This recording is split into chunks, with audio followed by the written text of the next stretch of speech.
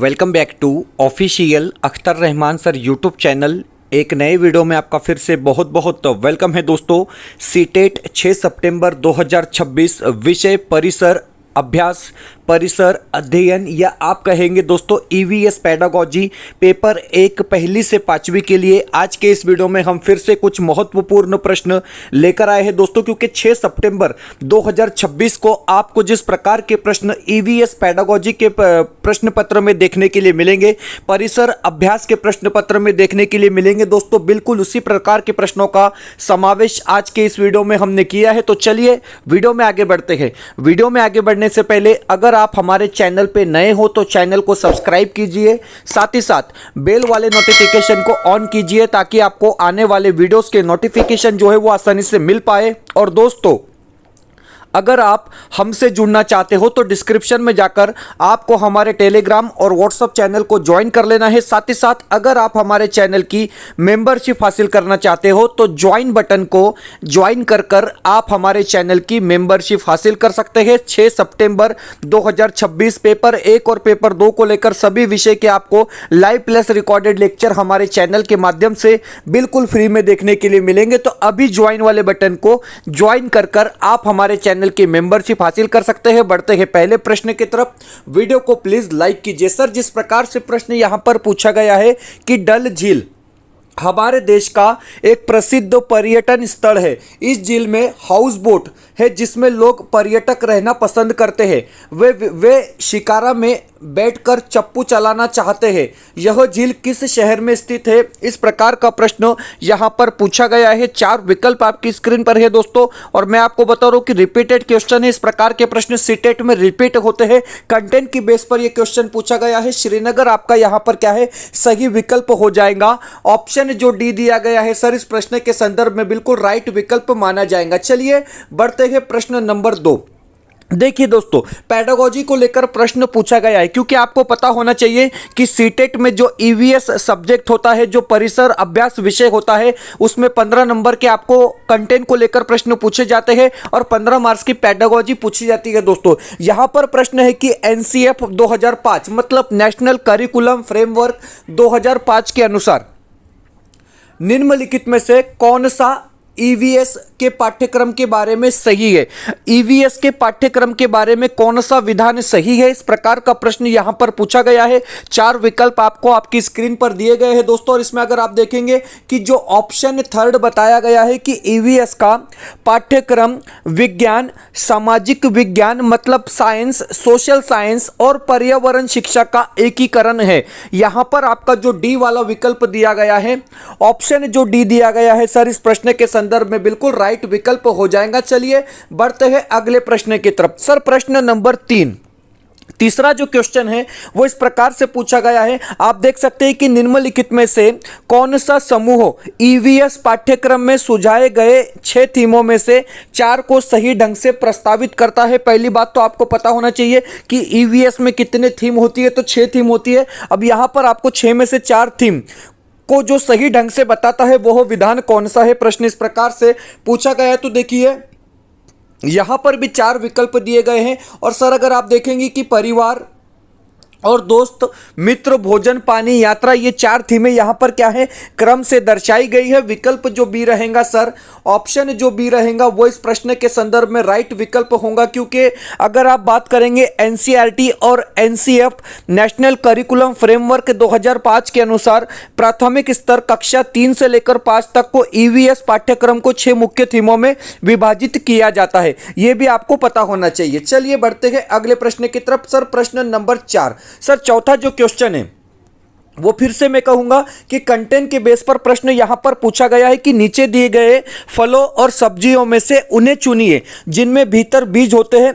अब यहां पर करेला, खीरा, चीकू, भिंडी, प्याज, नाशपाती, आलू, टमाटर, इस प्रकार से कुछ फल या सब्जियों के नाम दिए गए हैं, और प्रश्न क्या पूछा गया है कि उनका सिलेक्शन हमको करना है दोस्तों जिनमें बीज होते हैं। तो देखिए प्याज में बीज होता है क्या? नहीं होता है, मतलब आपका पहला ऑप्शन कट हो जाएगा। आपको पता है दोस्तों आलू में बीज होता है क्या? तो नहीं होता है। दूसरा विकल्प भी आपका कट हो जाएगा। यहां पर फिर से आलू दिया गया है ऑप्शन 4 में, तो आलू में बीज नहीं होता है। तीसरा विकल्प भी आपका यहां पर क्या है? सही होगा कि करेला, खीरा, चीकू, भिंडी, नाशपाती और टमाटर, इनों में सभी में अंदर बीज पाए जाते हैं। मतलब आपका जो विकल्प सी दिया गया है, ऑप्शन जो सी दिया गया है सर, इस प्रश्न के संदर्भ में यहां पर क्या है, राइट विकल्प होने वाला है। चलिए बढ़ते हैं पांचवें प्रश्न की तरफ। सर प्रश्न नंबर 5 जो है वो स्टेटमेंट टाइप क्वेश्चन यहां पर पूछा गया है। आपको बताना है कि कितने विकल्प सही है। तो देखिए सर, हम बढ़ते हैं प्रश्न की तरफ।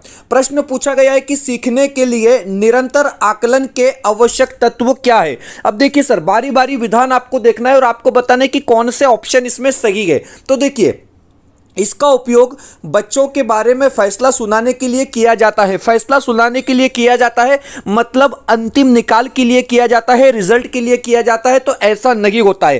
पहला वाला विकल्प कट हो जाएगा। सर हमारा सिंपल लॉजिक रहता है कि एक नहीं होगा तो एक जहां जहां ऑप्शन में है उस ऑप्शन को ही हम काट देते हैं। तो पहले ऑप्शन में एक है, बी में ए है और डी में भी ए है। सीधे सीधे आपको आपका आंसर मिल गया सर कि बी और सी वाला विकल्प यहां पर सही होगा कि इसे सीखने की स्थिति में निहित किया जाना चाहिए और यह शिक्षकों को उनकी शिक्षण अधिगम विधि को समायोजित करने की गुंजाइश प्रदान करता है। मतलब आपका बी और सी वाला विकल्प यहां पर क्या है सर, इस प्रश्न के संदर्भ में राइट विकल्प होगा। ऑप्शन जो सी दिया गया है वो यहां पर क्या है, आपका सही विकल्प माना जाएगा। दोस्तों बहुत ज़्यादा इंपॉर्टेंट वीडियो हम यहां पर देख रहे हैं, प्रश्न हम यहां पर देख रहे हैं। दोस्तों वीडियो को ज़्यादा से ज़्यादा लाइक करेंगे, दोस्तों दिल से लाइक करेंगे और चैनल पे जितने लोग नए हैं चैनल को प्लीज़ सब्सक्राइब करेंगे और ज़्यादा से ज़्यादा शिक्षकों तक, ज़्यादा से ज़्यादा टीचर्स तक दोस्तों इस वीडियो को शेयर करने, क्योंकि आप लोगों के लिए 100 क्वेश्चन में से 20 क्वेश्चन यहां पर लाए जाते हैं दोस्तों, जो परीक्षा के दृष्टिकोण से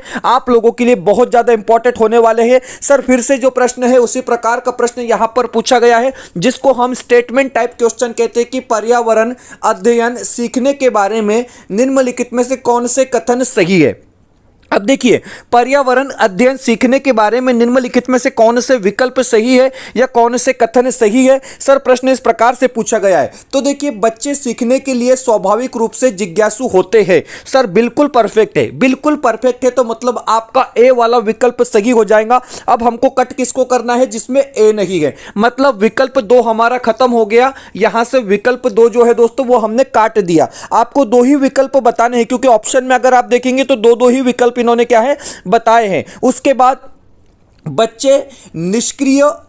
बच्चे सीखने में निष्क्रिय प्राप्त करता है। तो देखिए, निष्क्रिय नेगेटिव टैग वर्ड आता है सर, हमने यहां से बी विकल्प को भी हटा देना है। अब जहां पर बी विकल्प आपको दिखेगा वो ऑप्शन को भी आपने क्या है सर, कट कर देना है। मैं आपको बता रहा हूं कि इसी तरीके से क्वेश्चन पेपर को सॉल्व किया जाता है। उसके बाद बच्चों को सीखने के लिए शिक्षक की आवश्यकता होती है। जरूरी नहीं है कि शिक्षक है तभी बच्चे सीख पाएंगे, ये जरूरी है क्या, नहीं जरूरी है। तो आपका विकल्प सी भी जो है दोस्तों वो गलत दिया गया है। मतलब हमने क्या कर दिया सर, ऑप्शन 4 को भी काट दिया। मतलब आपका विकल्प जो डी है, बच्चे सहयोगी समूह में बेहतर सीखते हैं, यह सही हो जाएगा। आपका विकल्प जो यहां पर 3 बताया गया है, ऑप्शन जो सी दिया गया है सर इस प्रश्न के संदर्भ में, फिर से आपका क्या है, राइट विकल्प होगा। दोस्तों जितने स्टेटमेंट टाइप क्वेश्चन होते हैं मैं आपको बता रहा हूं कि उतनी ही ज्यादा वो आसान भी होते हैं। चलिए प्रश्न नंबर 7 की तरफ बढ़ते हैं सर। 7वां क्वेश्चन फिर से उसी टाइप का क्वेश्चन है। आप देखेंगे कि निम्नलिखित में से कौन से घटक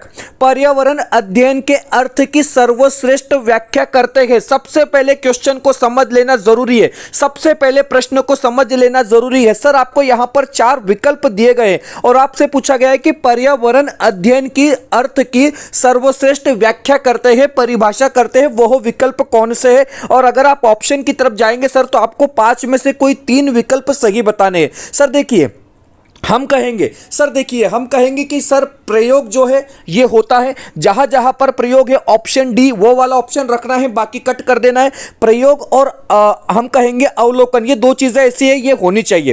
प्रयोग और अवलोकन ये 2 चीजें ऐसी है दोस्तों होनी चाहिए। जहां पर बी वाला विकल्प दिखेगा वो यहां पर रखना है, बाकी के कट कर देने। अब देखिए 3 और 4 2 ऑप्शन आपके पास बचेंगे। सर सही विकल्प क्या होगा, तो देखिए यहां पर अगर आप कहेंगे सर कि तथ्यों का संग्रह करना, यह गलत दिया गया है। तथ्यों का संग्रह करना या चीजों को याद करना, ये चीजें नेगेटिव वे में जाती है। बाकी प्रश्न पूछना, अवलोकन करना और प्रयोग करना आपका क्या है, सही हो जाएगा। ऑप्शन जो डी रहेगा दोस्तों वो यहां पर क्या है, आपका राइट विकल्प हो जाएगा। चलिए बढ़ते हैं अगले प्रश्न की तरफ। प्रश्न नंबर 8 ओके सर, 8वां क्वेश्चन स्क्रीन पर है। 8वां प्रश्न पूछा गया है कि एक पर्यावरण अध्ययन शिक्षक के लिए निम्नलिखित में से किसका ज्ञान होना सर्वाधिक महत्वपूर्ण है। तो देखिए, एक पर्यावरण के शिक्षक के लिए किसका ज्ञान होना सबसे ज्यादा जरूरी है। तो देखिए, बच्चे पर्यावरण अध्ययन कैसे सीखते हैं, इसका ज्ञान होना एक शिक्षक के पास जरूरी है। दोस्तों, बी वाला विकल्प आपका यहां पर क्या है, सही रहेगा। ऑप्शन जो बी दिया गया है इस प्रश्न के संदर्भ में बिल्कुल राइट विकल्प होगा। दोस्तों, अगला जो क्वेश्चन है वो बहुत ज्यादा इंपॉर्टेंट प्रश्न यहां पर पूछा गया है। सर, प्रश्न है कि हर्लिन ने अपने शिक्षक से पूछा, ओके, गुलाब में कांटे क्यों होते हैं। ओके, एक पर्यावरण अध्ययन शिक्षक का शिक्षण शास्त्र इस जिज्ञासा के प्रति क्या होना चाहिए। एक स्टूडेंट से वो सीधे सीधे पूछ रहा है कि सर गुलाब में कांटे क्यों होते हैं, आपका जवाब क्या होना चाहिए एज ए टीचर। यहां पर प्रश्न इस प्रकार से पूछा गया है। मैं आपको बताता हूं दोस्तों कि हमारी लैंग्वेज में हमने क्वेश्चन को सॉल्व करना है। तो देखिए, शिक्षक का जवाब क्या होगा सर, 4 विकल्प आपके पास दिए गए हैं और डी वाला शिक्षक का जवाब होगा कि उसे जानवर जो कांटे लगे और बगैर कांटे लगे पौधों को चापते हैं उनका प्रेक्षण करने को कहे। मतलब आपका जो डी वाला विकल्प दिया गया है, ऑप्शन जो डी दिया गया है सर, वो बिल्कुल सही आंसर होगा। क्योंकि पर्यावरण अध्ययन में अगर आप देखेंगे दोस्तों कि ईवीएस शिक्षण शास्त्र के अनुसार सही उत्तर विकल्प 4 है। शिक्षक को प्रेक्षण और मतलब ऑब्जर्वेशन और अनुभव आधारित अधिगम को बढ़ावा देना चाहिए, जिससे बच्चे खुद देखकर यह समझ सके कि कांटे पौधों की रक्षा कैसे करते हैं। मतलब आपका जो डी विकल्प यहां पर दिया गया है, ऑप्शन जो डी दिया गया है सर, वो बिल्कुल सही आंसर हो जाएगा। प्रश्न नंबर 10 है कि कक्षा 4 की ईशा ने शिक्षक से पूछा, ये सब पेडागोजी चल रही है दोस्तों, क्योंकि पेडागोजी 15 नंबर की आती है। गाय अंडे क्यों नहीं देती। अगर आप ईशा के शिक्षक या शिक्षिका हो तो आपकी सर्वाधिक उपयुक्त प्रतिक्रिया क्या होंगी। मैं आपको बताता हूं कि तर्क एक चीज को याद रखेंगे, लॉजिक एक चीज को याद रखेंगे। दोस्तों, जितना ज्यादा लॉजिक आपका रहेगा सीटेट में उतने ही ज्यादा नंबर आपको यहां पर आएंगे। सीधे सीधे जवाब 2 लगा देना है कि उससे कहे कि जिन जानवरों के कान दिखाई देते हैं और जिनके कान दिखाई नहीं देते हैं, याद रखेंगे, ओके, उनका संबंध उनसे जोड़ो जो जानवर अंडे देते हैं, बच्चों को जन्म देते हैं। मतलब आपका जो बी विकल्प रहेगा सर, वो यहां पर क्या है, राइट विकल्प हो जाएगा। दोस्तों, वीडियो में आगे बढ़ने से पहले अगर आप हमारे चैनल पे नए हो तो चैनल को सब्सक्राइब कीजिए, साथ ही साथ बेल नोटिफिकेशन को ऑन कीजिए ताकि आपको आने वाले वीडियोस के नोटिफिकेशन जो है वो आसानी से मिल पाए। और दोस्तों, अगर आप हमसे जुड़ना चाहते हो तो डिस्क्रिप्शन में जाकर आपको हमारे टेलीग्राम और व्हाट्सएप चैनल को ज्वाइन कर लेना है, जहां से आपको तमाम अपडेट वक्त वक्त पर देखने के लिए मिलेंगी। साथ ही साथ अगर आप हमारे चैनल की मेंबरशिप हासिल करना चाहते हैं, मैं आपको बता रहा हूं परीक्षा में 31 दिन का वक्त बचा है, बहुत ज्यादा इंपॉर्टेंट है दोस्तों। तो ज्वाइन बटन को ज्वाइन कर आप हमारे चैनल की मेंबरशिप हासिल कर सकते हैं। आप हमारे चैनल में सभी लाइव प्लस रिकॉर्डेड लेक्चर बिल्कुल फ्री में देख सकते हैं दोस्तों। तो अभी ज्वाइन बटन को ज्वाइन कर आप हमारे चैनल की मेंबरशिप हासिल कर सकते हैं। और अगर आप इस वीडियो को फेसबुक से देख रहे हैं दोस्तों और आप हमारे यूट्यूब चैनल पर ज्वाइन होना चाहते हैं तो ऑफिशियल अख्तर रहमान आपको सर्च कर देना है, वहां पर आपको हमारा चैनल दिखाई देगा दोस्तों। उसको सब्सक्राइब करें और ज्वाइन बटन को ज्वाइन कर आप हमारे चैनल को ज्वाइन कर सकते हैं। चलिए बढ़ते हैं अगले प्रश्न की तरफ। सर, प्रश्न नंबर 11। सर, 11वां क्वेश्चन आपकी स्क्रीन पर है। 11वां जो प्रश्न है इस प्रकार से पूछा गया है कि यहां पर 2 कथन दिए गए हैं। चलिए, थोड़ा टाइम लग सकता है दोस्तों, लेकिन समझना जरूरी है। कथन 1 है कि ईवीएस पाठ्यचर्या सीखने के सामाजिक रचनावादी परिप्रेक्ष्य में तैयार किया गया है। सीखने के सामाजिक रचनावादी परिप्रेक्ष्य में तैयार किया गया। सर, हम कहेंगे बिल्कुल सही बता रहा है, कथन 1 सही हो गया। बच्चों के गहन अध्ययन के साथ बच्चों के सीखने के बारे में पियाजे के विचार सामाजिक रचनावादी परिप्रेक्ष्य के प्रतिनिधित्व करते हैं। अब देखिए, पियाजे के जो विचार है दोस्तों वो सामाजिक रचनावादी परिप्रेक्ष्य में आते हैं क्या, तो नहीं आते हैं। वो संज्ञानात्मक विकास का क्षेत्र उनका होता है दोस्तों, क्योंकि समाज का ताल्लुक जो होता है वो वाइगोस्की से होता है, तो पियाजे का नहीं होता है। बी वाला विकल्प हमने कट कर देना है सर। ऑप्शन जो बी रहेगा कि सर कथन 1 सत्य है परंतु 2 क्या है, तो असत्य है। मतलब आपका विकल्प जो 2 दिया गया है वो यहां पर क्या है, असत्य रहेगा। क्योंकि अगर आप बात करेंगे दोस्तों दूसरा कथन क्यों असत्य है, तो देखिए बच्चों के सीखने के बारे में पियाजे के विचार सामाजिक रचनावादी नहीं है बल्कि संज्ञानात्मक रचनावादी परिप्रेक्ष्य के प्रतिनिधित्व करते हैं। मतलब आपका विकल्प जो बी रहेगा सर वो यहां पर क्या है, राइट विकल्प हो जाएगा। चलिए प्रश्न नंबर 12। ओके, 12वां क्वेश्चन पूछा गया है सर कि एनसीईआरटी कि 5वीं कक्षा की पाठ्य पुस्तकों में झारखंड में रहने वाली सूर्यमणि की एक वास्तविक कहानी है। यह अध्याय आदिवासी जीवन और सूर्यमणि की भूमिका को दर्शाता है। आपने क्वेश्चन को पढ़ना है दोस्तों, समझना है। मैं बता रहा हूं, छात्रों के लिए प्रासंगिक अध्याय द्वारा संबोधित सबसे महत्वपूर्ण पहलू का चयन करें। अब देखिए, यहां पर 4 विकल्प आपको जनजातियों के संदर्भ में दिए गए हैं और यहां पर 4 में से कितने विकल्प सही होंगे सर, यह आपको क्या है यहां पर बताना है। तो देखिए, यहां पर आपका जो विकल्प है दोस्तों कि जनजाति या समुदाय के बारे में लोकप्रिय धारणाएं और पूर्वाग्रह, तो पहला विकल्प आपका यहां पर क्या हो जाता है, बिल्कुल सही हो जाता है। ओके, ये चीज आपको जानने के लिए मिलेंगी। वनवासी समुदाय और उनके पास रहने वाले जंगलों के बीच घनिष्ठ संबंध, ये भी यहां पर सही होगा दोस्तों। मतलब ए भी आपके यहां पर क्या हो गए, सही हो गए। और ए भी आपको ऑप्शन में कहां दिख रहे हैं, यहां पर तो नहीं है, यहां पर भी नहीं है, यहां पर भी नहीं है, सिर्फ डी में है। तो डी वाला विकल्प आपका सही होगा। मतलब ओनली चौथा विकल्प यहां पर गलत दिया गया है, बाकी विकल्प सब जो है दोस्तों वो सही यहां पर क्या है दिए गए हैं। चलिए प्रश्न नंबर 13 की तरफ बढ़ते हैं। सर 13वां क्वेश्चन है कि पृथ्वी के आयतन में निम्नलिखित होते हैं। तो देखिए, 1% परपटी होता है, 84% मेंटल होता है और 15% क्रोड होता है। तो मतलब तीनों भी यहां पर जो बताए गए हैं ए बी सी सभी सही है। मतलब आपका जो विकल्प यहां पर 3 दिया गया है, ऑप्शन जो 3 दिया गया है सर, वो बिल्कुल यहां पर क्या है आपका राइट विकल्प हो जाएगा। चलिए प्रश्न नंबर 14 पूछा गया है कि भूषण अपनी कक्षा 2 की भाषा की कक्षा में थीम यात्रा को एकीकृत करना चाहता है या चाहते थे। आप किस संसाधन का सुझाव देंगे जो कक्षा में संपादन के लिए सबसे उपयुक्त हो, इस प्रकार का प्रश्न है। फिर से आपको लॉजिक लगाना है। मैं आपको बता रहा हूं, आप कितना पढ़कर जा रहे हो, आपने कितना पढ़ा है कितना नहीं पढ़ा, ये चीजें मैटर नहीं करती। आपके पास तर्क कितना है, आपके पास लॉजिक कितना है, सीटेट में ये ज्यादा जरूरी होता है। 4 विकल्प आपके पास यहां पर है दोस्तों। और बच्चों के यातायात पर अपने अनुभव जो रहेगा वो यहां पर सही विकल्प होगा। ऑप्शन जो डी दिया गया है, पर्याय जो डी दिया गया है, इस प्रश्न के संदर्भ में राइट विकल्प माना जाएगा। प्रश्न 15 पूछा गया है कि निम्नलिखित में से क्या पाठ्य चर्चा के विकास के लिए मार्गदर्शक सिद्धांत नहीं है। याद रखेंगे दोस्तों, मार्गदर्शक सिद्धांत नहीं है, इस प्रकार का प्रश्न है। मतलब प्रश्न जो है दोस्तों वो नेगेटिव वे में पूछा गया है।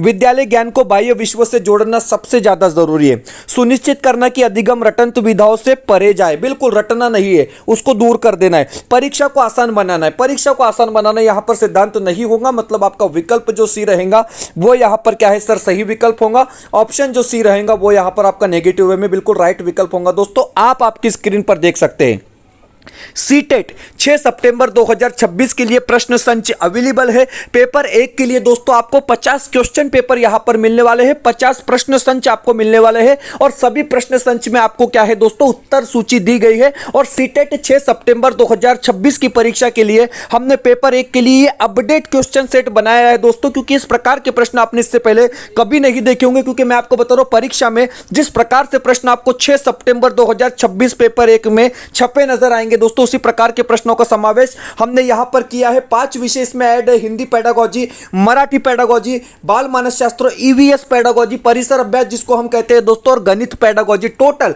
50 क्वेश्चन पेपर आपको यहां पर पेपर 1 के लिए सिर्फ 499 रुपए में दिए जा रहे हैं दोस्तों। हर सब्जेक्ट के लिए 10 क्वेश्चन पेपर आपको यहां पर मिलेंगे विद आंसर की। और सबसे खास बात यह है दोस्तों कि अपडेट क्वेश्चन सेट है। स्क्रीन पर एक व्हाट्सअप नंबर दिया गया है, लिमिटेड ऑफर है, इस नंबर पे व्हाट्सअप कर आप इसको परचेस कर सकते हैं। परचेस कैसा करना है दोस्तों, हम आपको बताएंगे कि व्हाट्सअप पर आपको सिंपली सबसे पहले हाई करना है, आपको हमारी तरफ से एक स्कैनर दिया जाएगा, उस पर पेमेंट करने के बाद स्क्रीनशॉट भेजना है और अपडेट 50 क्वेश्चन सेट पेपर 1 के लिए आपको तुरंत आपके व्हाट्सएप पर भेज दिए जाएंगे दोस्तों। और मैं आपको बता रहा हूं कि इतना कर लेने के बाद 100% आप परीक्षा क्लियर हो जाएंगे दोस्तों, क्योंकि सीटेट में सिर्फ प्रैक्टिस का खेल होता है और इससे ज्यादा कुछ नहीं होता है। मैं आपको बता रहा हूं कि जिस प्रकार से हमारा रिजल्ट फरवरी 2026 में रहा है, 33% बच्चे जो है पेपर 1 में पास हुए दोस्तों, पूरे भारत से। तो ये आप समझ सकते हैं कि कितना जबरदस्त रिजल्ट रहा है। तो व्हाट्सअप नंबर स्क्रीन पर है सर, इस नंबर पर कॉन्टेक्ट कर आप क्या है इसको परचेस कर सकते हैं। वीडियो को प्लीज लाइक कर लेंगे। जितने लोग जुड़े हैं दोस्तों, वीडियो को प्लीज लाइक कर लेंगे और चैनल पे नए हो तो चैनल को सब्सक्राइब कीजिए। प्लीज वीडियो को लाइक कीजिए और चैनल पे नए हो दोस्तों तो चैनल को सब्सक्राइब कीजिए। चलिए फिर से एक स्टेटमेंट टाइप क्वेश्चन है दोस्तों, क्योंकि प्रश्न कौन से आपके सामने लाए जा रहे हैं जो आपको 6 सितंबर को सीधे सीधे आपके परीक्षा में देखने के लिए मिलेंगे, वही क्वेश्चन आपके सामने लाए जा रहे हैं दोस्तों। प्रश्न बड़े हो सकते हैं, छोटे हो सकते हैं, वीडियो बड़ी हो सकती है, लेकिन आप लोगों के लिए प्रत्येक प्रश्न जो है वो बहुत ज्यादा इंपॉर्टेंट होने वाला है कि एक पर्यावरण अध्ययन शिक्षक शिक्षण और अधिगम कौशल के रूप में कहानी का प्रयोग करना चाहता है। इस हेतु में निम्नलिखित में से सर्वाधिक उपयुक्त क्या है? तो देखिए संदर्भित कहानियां सबसे ज्यादा जरूरी है, सबसे ज्यादा जरूरी है संदर्भित कहानियां। यहां पर ए नहीं है, यहां पर ए नहीं है, बचे हैं दो ही ऑप्शन। ये प्रश्न पत्र हल करने का है, 3 बार हम इस परीक्षा को पास कर चुके हैं दोस्तों, यही रीजन है। उसके बाद विद्यार्थियों द्वारा लिखी गई कहानियां, ये भी बहुत जरूरी है क्योंकि विद्यार्थियों द्वारा लिखी गई कहानियां उनके अंदर रुचि पैदा करती है। बिल्कुल सी यहां पर आपका जो विकल्प दिया गया है सर वो बी सी ऊपर नीचे हो गया, चलिए कोई नहीं, लेकिन सी सही है, ठीक है, सी भी सही है।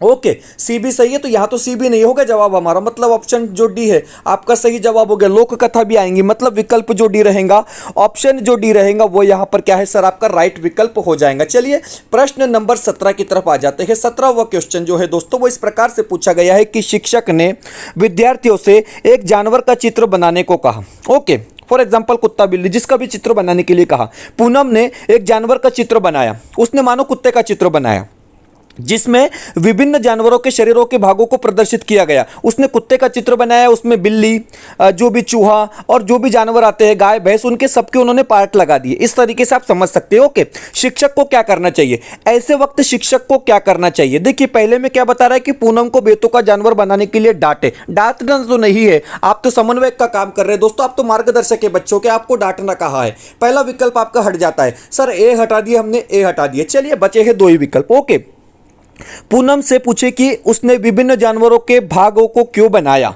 ओके क्या पूछना है कि उसने विभिन्न जानवरों के भागों को क्यों बनाया। चलिए ये पूछ सकते हैं आप, ये पूछ सकते हैं, तो बी सही हो जाएगा, बी सही हो जाएगा सर। ओके बी सही हो जाएगा, मतलब ये यहां से बी भी हट जाता है, ऑप्शन डी आपका राइट विकल्प हो गया। चलिए ऑप्शन बी राइट हो गया कि पूनम से उस जानवर का नाम पूछे जो उसने बनाया, ये आपका सही विकल्प है। मतलब ऑप्शन जो दो रहेगा, ऑप्शन जो दो रहेगा सर वो यहां पर क्या है आपका राइट विकल्प हो जाएगा। चलिए बढ़ते हैं अगले प्रश्न की तरफ। प्रश्न नंबर 18। चलिए क्वेश्चन नंबर 18 दोस्तों, क्वेश्चन बड़े बड़े नहीं तो इतना वक्त हमारे वीडियो को लगता नहीं है, आप लोगों को पता है 22 मिनट हो चुके हैं, 18 क्वेश्चन हुए। अगर एक शिक्षक यह चाहता है कि विद्यार्थी पादप विभिन्नता के बारे में सीखे तो इसके लिए निम्नलिखित में से कौन सी गतिविधि सर्वाधिक उपयुक्त होंगी? 4 विकल्प आपको दिए गए हैं दोस्तों, कौन सी गति सर्वाधिक उपयुक्त होंगी। तो देखिए यहां पर बताया गया कि विद्यार्थियों से उनके घर में उन वस्तुओं को खोजने के लिए कहना जिन पर पत्तियां के पैटर्न है। बिल्कुल सही है, पहला विकल्प आपका सही है, दो ही ऑप्शन सही होंगे, बिल्कुल दो ही ऑप्शन क्या है आपके सही होंगे। उसके बाद क्या है, उसके बाद है कि विद्यार्थियों को विभिन्न प्रकार के पौधे और उनकी विशेषताओं पर लिखी कविता सुनाना। तो ये इतना जरूरी नहीं है, बी वाले को हटा दो, बी कहीं पर है, बी को हटा दो, बी हटा दो, मतलब डी वाला आपका ऑप्शन हो गया। मतलब ऑप्शन जो बी रहेगा सर, ऑप्शन जो 2 दिया गया है इस प्रश्न के संदर्भ में राइट विकल्प हो जाएगा। चलिए बढ़ते हैं अगले प्रश्न की तरफ। प्रश्न नंबर 19 सर 19वां क्वेश्चन है, देखिए किस प्रकार का प्रश्न है।